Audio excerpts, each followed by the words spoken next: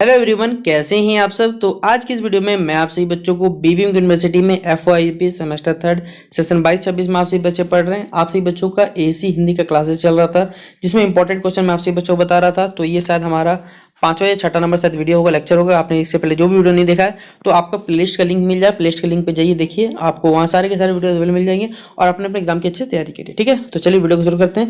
Video पसंद आए तो वीडियो को लाइक कर दीजिएगा, चैनल पर अगर न्यू आए तो चैनल सब्सक्राइब कर लीजिएगा, साथ में बेल आइकन पर क्लिक कर लीजिएगा ताकि इसी प्रकार पल पल की हर वीडियो का नोटिफिकेशन आपको मुझे मिलता रहे। डिस्क्रिप्शन बॉक्स में टेलीग्राम ग्रुप, फेसबुक पेज का लिंक मिलेगा, जुड़ जाइए। किसी प्रकार का अपडेट आएगा तो सारा का सारा हम आपको शेयर कर दिया जाएगा।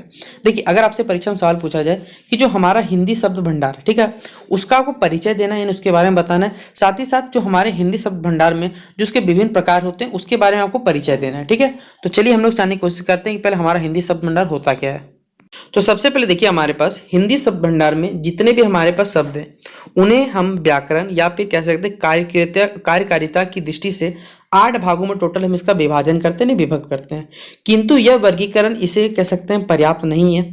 यह वर्गीकरण हमें उथला प्रतीत होता है तथा इसे व्यवहारिक वर्गीकरण कहा जा सकता है। हिंदी में हमें बस नाम, आख्यात, उपसर्ग, निपात रूप में जो 3 वर्ण बनाए गए वो भी अपेक्षाकृत ठोस होते हुए भी बहुत दूर तक यहाँ नहीं टिकते हैं। अतः रचना हम कह सकते हैं, इसकी जो रचना है यानी बनावट है, इतिहास है और प्रयोग की दृष्टि से हम क्या कहते हैं, शब्दों का जो वर्गीकरण होता है वो आवश्यक है। और इस दृष्टि से शब्दों को देखिए यहाँ पर कुछ निम्नलिखित कसौटियों पर बांटा गया है। पहले देखिए यहाँ पर क्या है, जो रचना यानी बनावट जो है उसके आधार पे इसे 3 भागों में बांटा गया। क्या क्या है, रूढ़ी है यानी रूढ़ शब्द जिसे आप लोग कहते हैं, एक हमारे पास क्या है, यौगिक है। ठीक है, तो सबसे पहले 2 भागों में हम लोग समझ लेते हैं, क्या सॉरी रचना के दृष्टि से क्या 3 भागों में बांटा गया। ठीक है, तो रूढ़ी हो गया हमारे पास। रूढ़ी उन शब्दों का आ जाता है जिसका यहाँ पे खंड करने पे, कने नहीं होगा, खंड करने पे उसका कोई अर्थ नहीं निकलता। जैसे मान ली खट है, खट को आप तोड़ देते ख और ट में, तो बताइए क्या इसका कोई पार्टिकुलर मीनिंग निकलता है? तो इसका जवाब है नहीं। तो जिन शब्दों का कह सकते हैं खंड यानी तोड़ने पर इसका कोई मतलब नहीं निकलता, कोई अर्थ निकलता,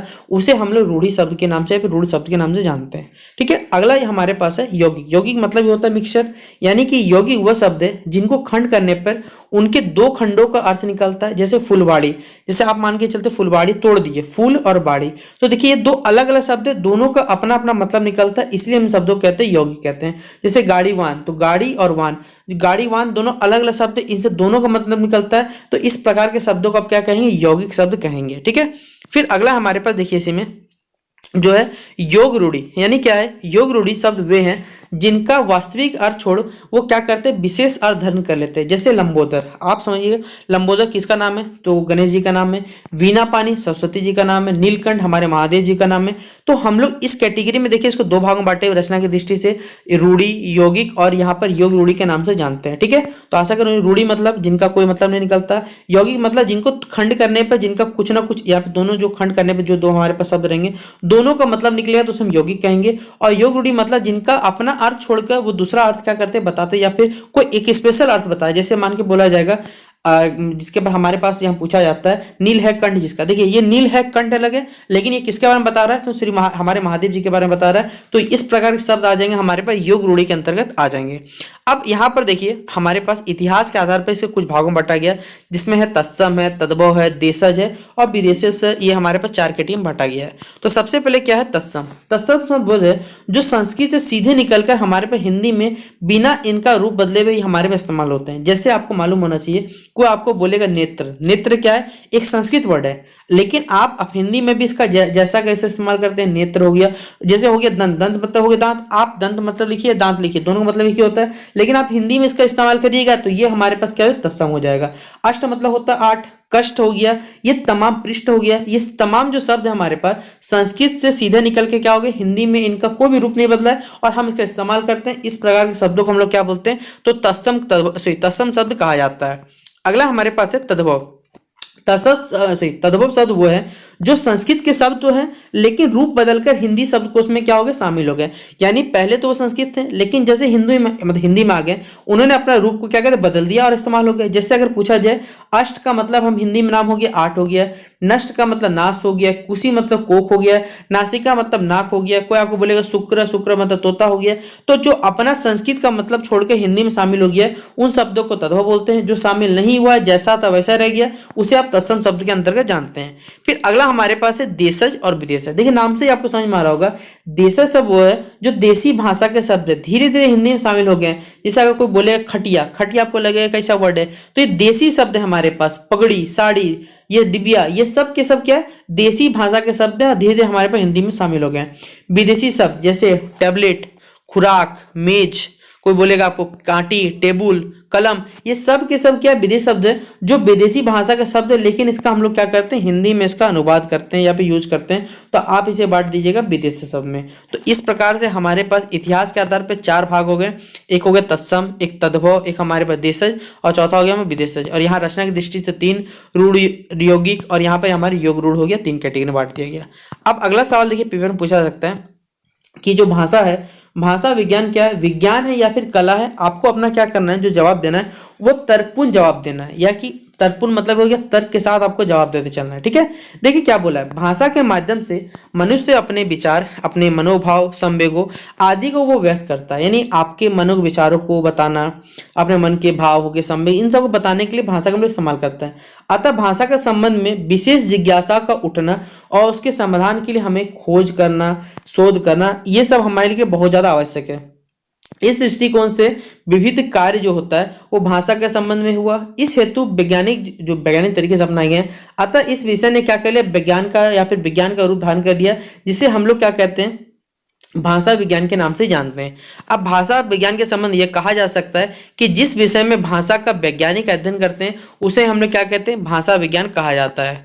अगला पॉइंट है हमारे पास, किंतु कह देने से तो कुछ नहीं होता, आपको हर चीज का प्रूफ चाहिए। साइंस ये कहता है कि हमें हर चीज का प्रूफ चाहिए, परिभाषा से नहीं मिलती है। आपको सही निष्कर्ष पर पहुंचने के लिए भाषा विज्ञान के विभिन्न जो प्रकार कह सकते प्रकरण है उनका हमें परिचय लेना आवश्यक होगा। भाषा विज्ञान जो है भाषा का अध्ययन का ही विज्ञान है। इसमें भाषा का अध्ययन कई दृष्टियों से किया जाता है, और प्रत्येक प्रकार का जो अध्ययन होता है वो हमारे सामने क्या करता है, भाषा विज्ञान के एक नए रूप को यहाँ पर प्रस्तुत करता है, और यहाँ पर हम उनकी क्या करते हैं, चर्चा करनी पड़ती है। जैसे यहाँ बताया गया कि सामान्य भाषा विज्ञान, यानी भाषा विज्ञान के उस प्रकार को हम यहाँ सामान्य भाषा विज्ञान कहते हैं जिसमें भाषा विशेष की ओर से ध्यान न देकर सामान्य भाषा और की ओर यहाँ दृष्टि डाली जाती है, और अपना अध्ययन जो होता है वो भाषा विषय द्वारा सामान्य बातों तक यहाँ पर क्या रहता है, सीमित रहता है।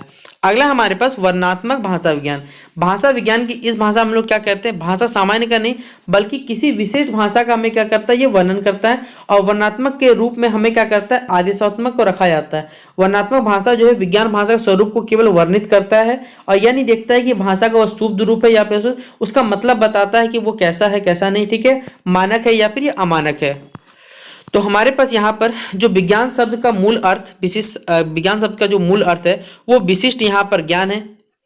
उपनिषदों में इसे ब्रह्म विद्या भी कहा जाता है। आज हमारे सामान्य प्रयोग में शास्त्र और विज्ञान में कोई भेद नहीं माना जाता है, किंतु शास्त्र एवं विज्ञान में अंतर है। विज्ञान जो है वो विशेष ज्ञान है, और शास्त्र का जो कह सकते स्वरूप स्वासिका है वो शासन करने वाला है, वो बतलाता है कि क्या करनी है और क्या अकरनी है।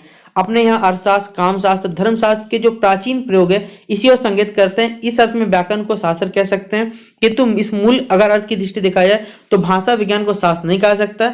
यह बात यहाँ गलत है, या फिर जब अर्थ क्या होते हैं, जब मूल अर्थ भुला दिए जाते हैं और विज्ञान तथा शास्त्र जो शास्त्र एक दूसरे को पर्यायवाची हो जाते हैं, तो इसे आप राजनीति विज्ञान कह सकते हैं, राजनीति शास्त्र कह सकते हैं, भौतिक विज्ञान, ये कुछ यहाँ पर नाम यहाँ पर प्रयुक्त किए गए हैं। अब देखिए यहाँ पर यह भी प्रश्न उठाया जा सकता है कि सामान्य समाज जो विज्ञान है वो किस सीमा तक विज्ञान है। वस्तुतः विज्ञान का अर्थ होता है आज के प्रयोग में नहीं, अपितु क्या होता है, गणित, भौतिक, रसायन, जिस अर्थ में विज्ञान है ठीक अर्थ में मानव विज्ञान, राजनीति, समाज विज्ञान इत्यादि विज्ञान नहीं है। विज्ञान में प्राय जो होते हैं हमारे पास, देखिए मैं इसको आप सभी बच्चे यहाँ से आते देखिए लिख लीजिएगा, ये समझ लीजिए क्या है। मैं इंपॉर्टेंट जो पॉइंट है ना वो डिस्कस कर देता ताकि आप सभी बच्चों समझ में आ सके। जैसे ये सवाल देखिए पूछा गया था, भाषा विज्ञान कला है नहीं, तो तर्कपूर्ण अगर उत्तर देना है तो तर्क के हिसाब देना पड़ेगा। अब जो विज्ञान और कला का जो प्रश्न पे विचार दीजिए, भाषा विज्ञान है या कला, या कला का अर्थ ललित या उपयोगी कला नहीं है। भाषा विज्ञान जो है ललित कला या उपयोगी कला में कला का जो अर्थ होता है उस अर्थ में यहाँ पर कला नहीं होता, किंतु बीए में अगर कहा जाए या बीए जो छात्र कहते हैं आदि में कला का जो विस्तृत अर्थ होता है उस दृष्टि से इसे कला समझ सकते हैं, क्योंकि मनोविज्ञान, अर्थशास्त्र, राजनीति शास्त्र आदि ऐसे विषय हैं जो रसायन शास्त्र आदि की तरह निश्चित विज्ञान तो नहीं है, किंतु वे कला के अंतर्गत रखे जाते हैं। भाषा विज्ञान लगभग इसी कोटि का है। इस रूप में कला का जो क्षेत्र या पे जो अर्थ होता है वो बहुत ही ज्यादा क्या होता है, निश्चित नहीं होता है। इसी कारण गणित को कला के अंतर्गत रखा गया और विज्ञान के अंतर्गत भी रखा गया। कुल मिलाकर कह सकते हैं भाषा विज्ञान कला भी है और विज्ञान भी है, तो हम इसे कह सकते हैं ये इन दोनों की श्रेणी में क्या रखा जा सकता है। तो ये हमारा क्वेश्चन का आंसर हो गया। और इसी प्रकार आज का ये वीडियो हमारा समाप्त करते हैं। वीडियो पसंद आया हो तो वीडियो को लाइक और शेयर कर दीजिए अपने दोस्तों। तो मिलते हैं नेक्स्ट वीडियो पे, तब तक के लिए जय हिंद, जय भारत।